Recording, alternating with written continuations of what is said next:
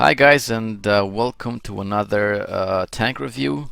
Today we're going to be talking about the Tier 10 Czechoslovakian tank, the TVP T5051.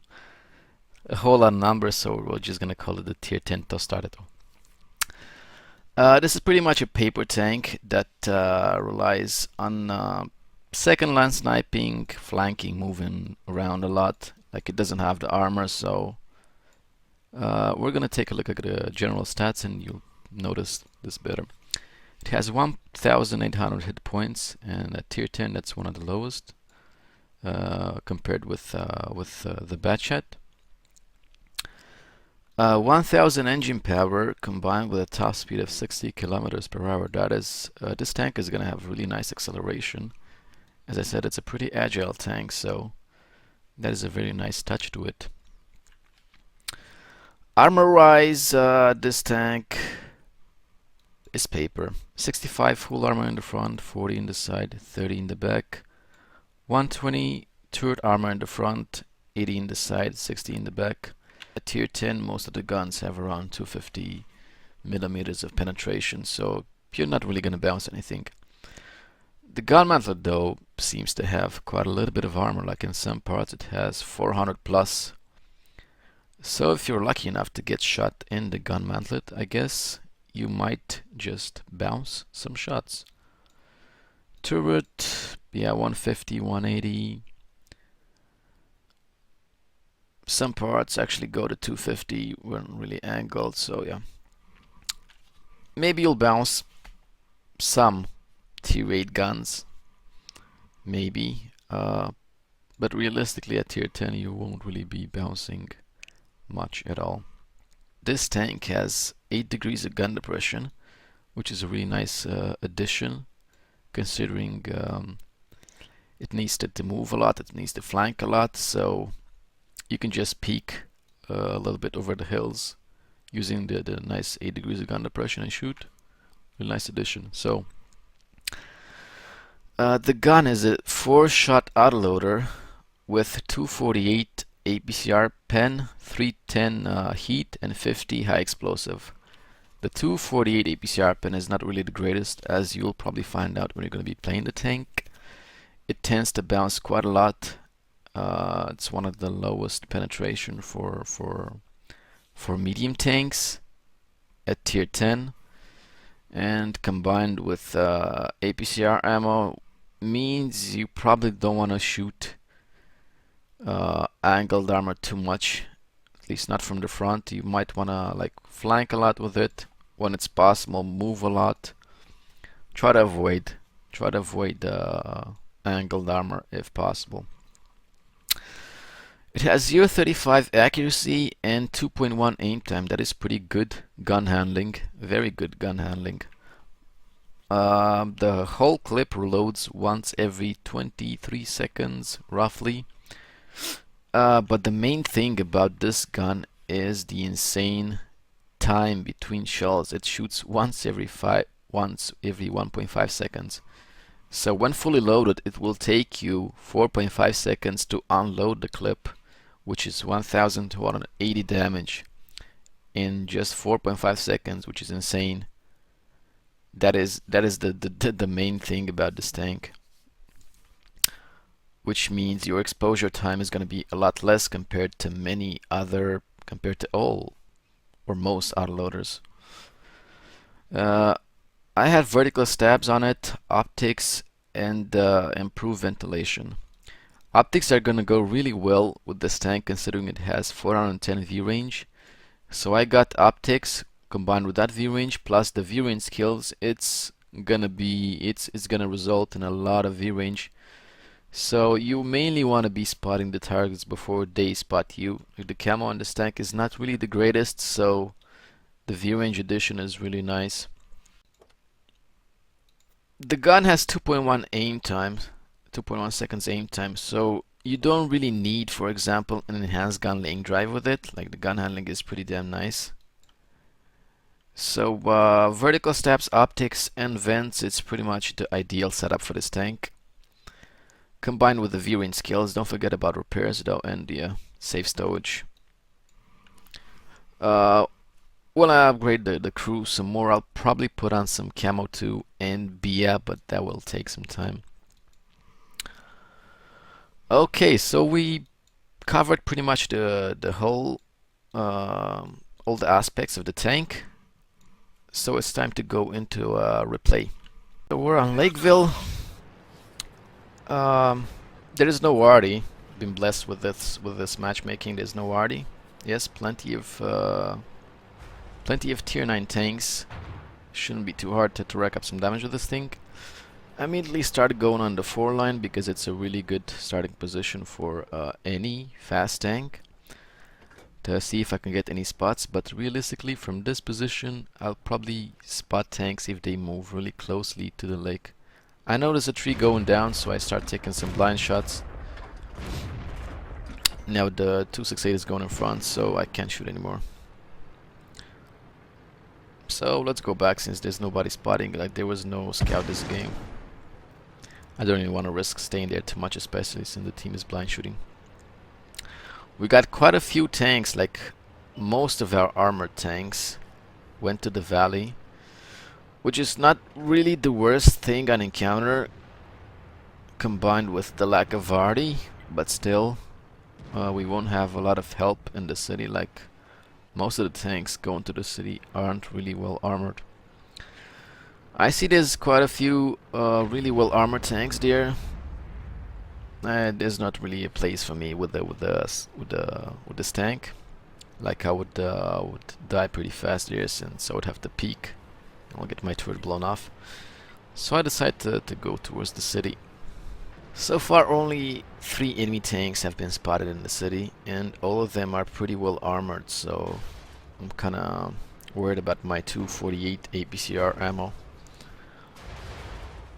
It's not gonna be that good against E75s, and definitely not against types, especially if I shoot him frontally. Okay, I decide going on this side is too risky, since I don't know what's behind. So I turn around and decide to go on the lower side of the city.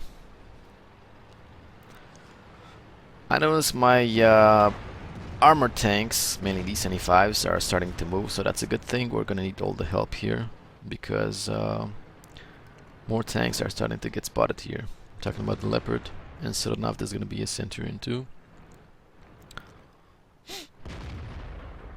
Okay. I go on the lower side to look for lone targets, and I find the E75. I managed to unload the whole clip into him. You can see what I was talking about when I said insane time between shells. Like, I managed to unload that burst in practically no time. Okay, I decided to go a little bit in the back because more tanks are coming in the city. But unfortunately my team is coming in now, so I don't really have space. I take a shot because of that. It's okay for now, we didn't lost that much. I know there's a Centurion here. I try to get a couple of shots at him, but I think I was shooting too high. As you'll notice, when he gets spotted, he is still full HP, so none of those blind shots hit.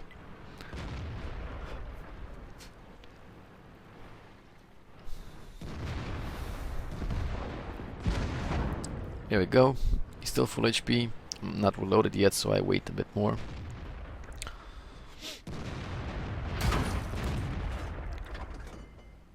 I shoot again after him, but there's an E75 that hasn't been spotted yet.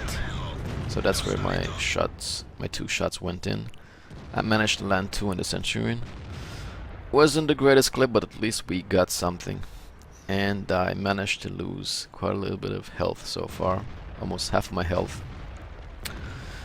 The SDBs are really aggressive here. They try to push in. I'm almost reloaded, so if they decide to push in, I'm gonna manage to kill one of them.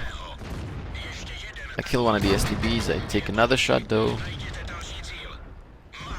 Still, it was a good clip. I managed to damage all the shots.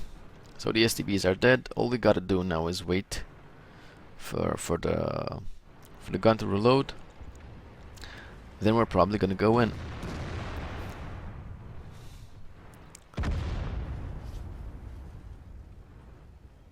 Kind of reluctant of going in there against an E75, considering I got 700 health left. Even though I could clip him, he's gone anyway, so I decide to go and maybe flank him. Considering my E75 is pushing in, I need to go help him. I need to support.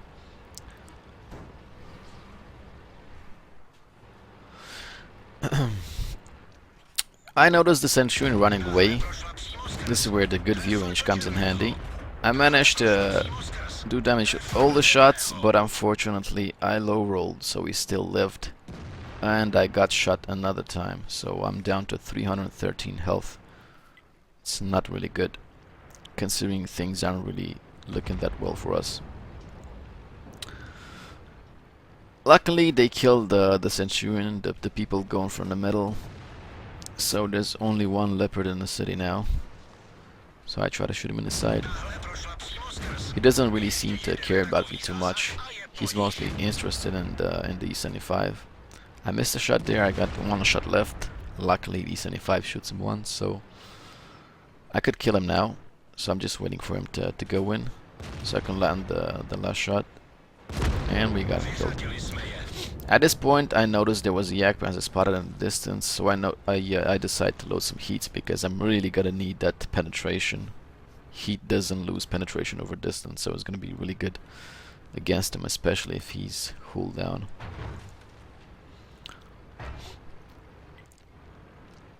I'm just waiting for my tanks in the middle to go on the proxy spot, the Jagdpanzer.